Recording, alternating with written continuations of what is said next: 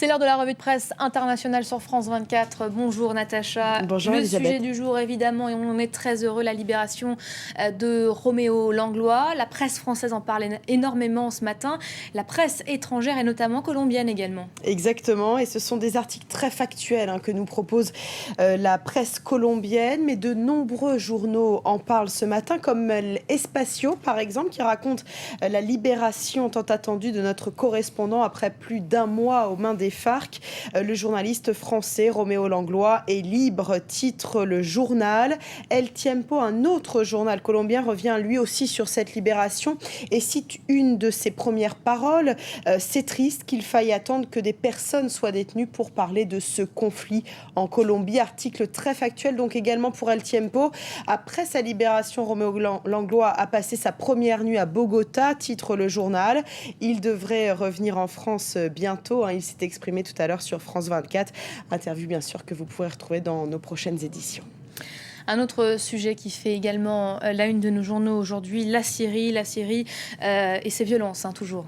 Oui, je vous propose deux dessins pour en parler. Le premier de The Independent. Alors pour le comprendre, il faut connaître une expression anglaise, Elisabeth, to paint yourself into a corner, se peindre dans un coin. Cela veut dire se mettre tout le monde à dos. Et donc sur ce dessin, on voit Bachar al-Assad de plus en plus isolé, en train de peindre avec du sang. Bien sûr, il lui reste des alliés de taille, bien sûr, dont Vladimir Poutine, qui doit rencontrer demain François Hollande à Paris, le président français qui tentera de le convaincre et de le faire changer d'avis, même si c'est très peu probable. Alors, autre dessin que je vous propose de découvrir dans The International Herald Tribune, cette fois le corps d'un Syrien qui est à terre, le sang coule et se rapproche dangereusement d'un Américain qui se dit « Nous espérions que nous allions contenir la situation, mais le sang coule et se rapproche dangereusement.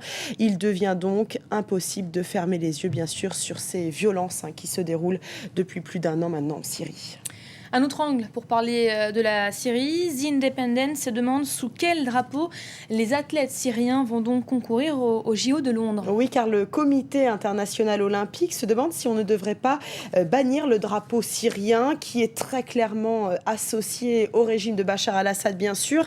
La solution serait donc de concourir sous un drapeau neutre. Réponse du chef du comité olympique syrien: si le gouvernement britannique a décidé de bannir toutes les personnes liées au régime syrien, je peux déjà vous dire qu'ils devront bannir tous les citoyens syriens de la Syrie, car nous soutenons tous le président Assad. Je crois que cela se passe de commentaires.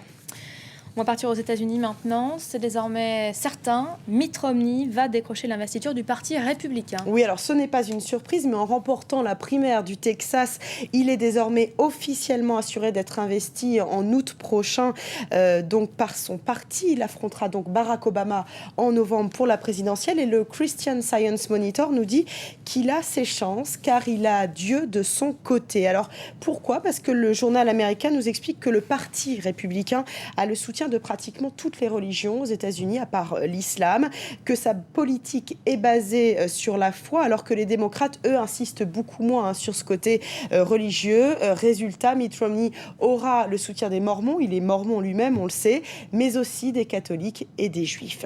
Alors le Christian Science Monitor qui nous propose un autre article intéressant sur Abraham Lincoln. Vous savez que c'est le premier président républicain des États-Unis, et le journal nous dit qu'en 2012, Abraham Lincoln ne serait pas investi par le parti. Pourtant, c'est la référence pour les républicains. Alors pourquoi ? Le journal nous donne 4 raisons, Elisabeth. Première raison, c'est qu'il a inventé l'impôt sur le revenu au niveau fédéral, donc ça ne passerait pas très bien en 2012. Il ne mettait pas en avant sa foi, et même s'il évoquait Dieu parfois dans ses discours, il ne parlait jamais de sa relation personnelle avec le Christ, ce que fait très nettement Mitt Romney. Troisième raison, il n'était pas assez beau, oui, il était grand et dégingandé, il portait des costumes qui lui allaient pas très bien, il avait une touffe de cheveux indisciplinée, nous dit The Christian Science Monitor. Bref, il n'était pas du tout assez stylé pour concourir en 2012. Dernière raison, il était modéré, trop modéré pour le Parti républicain version 2012, conclut le journal. Des arguments de poids, dites-moi. Exactement. Merci beaucoup Natacha Vesnich, c'était la revue de presse internationale.